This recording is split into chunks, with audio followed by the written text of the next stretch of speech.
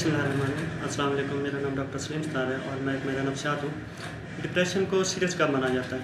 क्या ऐसी अलामत आती हैं जब सीरियसली कंसीडर किया जाता है कि शायद अब दिक्कत बढ़ रही है?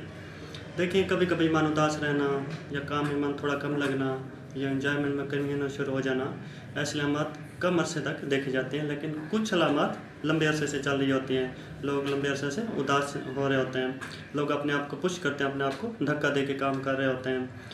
काम का प्रोग्रेस बहुत कम गिरता है, लेकिन गिरता ज़रूर है, काम फिर भी चल रहा होता है। एनर्जी लेवल्स थोड़े कम होते हैं, लेकिन काम हो रहा होता है। डिप्रेशन के माइल्ड सिम्टम्स को पहचानना थोड़ा मुश्किल होता है। डे टू डे सैडनेस और डिप्रेशन के जो थोड़े बहुत सिम्टम्स होते हैं, उनमें बहुत ज़्यादा फ़र्क नहीं होता।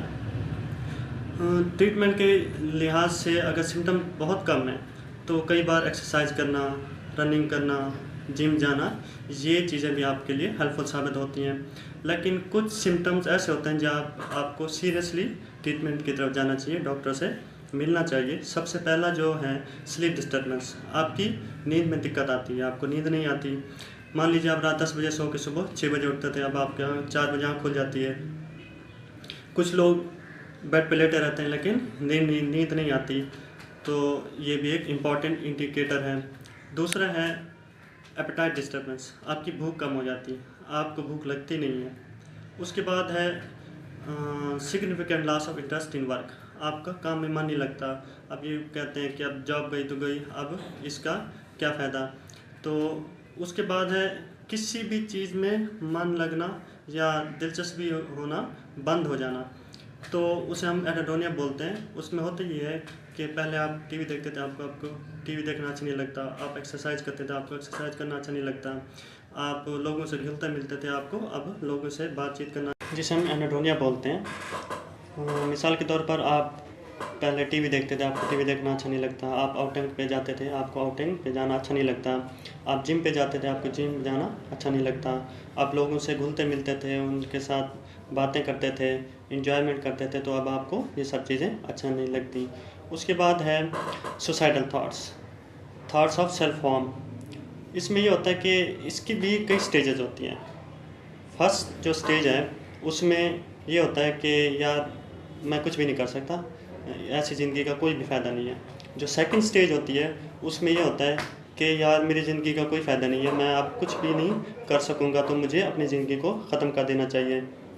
जो लास्ट स्टेज होती है, सबसे डेंजर स्टेज होती है, उसमें यह होता है कि अब मैं अपनी ज़िंदगी को बिल्कुल ख़त्म कर दूँगा, इस ज़िंदगी का कोई भी फ़ायदा नहीं है। देखें, लाइफ में आपकी जो भी सर्कमस्टांसेस हैं, चाहे आपका लाइफ पार्टनर के साथ प्रॉब्लम है, आपका ब्रेकअप हो चुका है, आपका जॉब का प्रॉब्लम है, आपको कोई भी प्रॉब्लम है, जो प्रॉब्लम्स हैं उनके ऊपर डिप्रेशन आके बैठ जाते हैं और उन प्रॉब्लम्स को और वर्सन कर देता है। तो आप बेहतर तरीके से सोच नहीं पाते, आप बेहतर तरीके से सो नहीं पाते, तो इस तरह वो अलामत बढ़ती जाती हैं। कई बार लोग बोलते हैं यार कि मेरा तो डिवोर्स हो रहा है, तो आपकी मेडिसिन या थेरेपी मेरे लिए किस तरह फ़ायदेमंद होगी। देखिए, मेरी मेडिसिन या किसी भी साइकियाट्रिस्ट की जो मेडिसिन है इस तरह हेल्पफुल होगी कि जो वजूहात हैं उन वजूहात के ऊपर वो अलामत आके बैठ जाती हैं। जब आप थेरेपी लेंगे, मेडिकल ट्रीटमेंट की तरफ जाएंगे, आपका मूड बेटर होगा, आपकी स्लीप बेहतर होगी, आप बेहतर तरीके से खा पाएंगे, आप बेहतर तरीके से सोच पाएंगे। इस तरह जो है ना, आप अपने नॉर्मल लाइफ की तरफ लौट आएंगे, जो आपकी रुकी हुई ज़िंदगी है उसकी तरफ दोबारा लौट के आएंगे। तो कोशिश हमारी यही रहती है जितने भी मेडिकल कंटेंट हैं आप तक पहुंचाएं। उम्मीद है आपको इससे फ़ायदा हो रहा होगा। शुक्रिया। अल्लाह हाफ़िज़।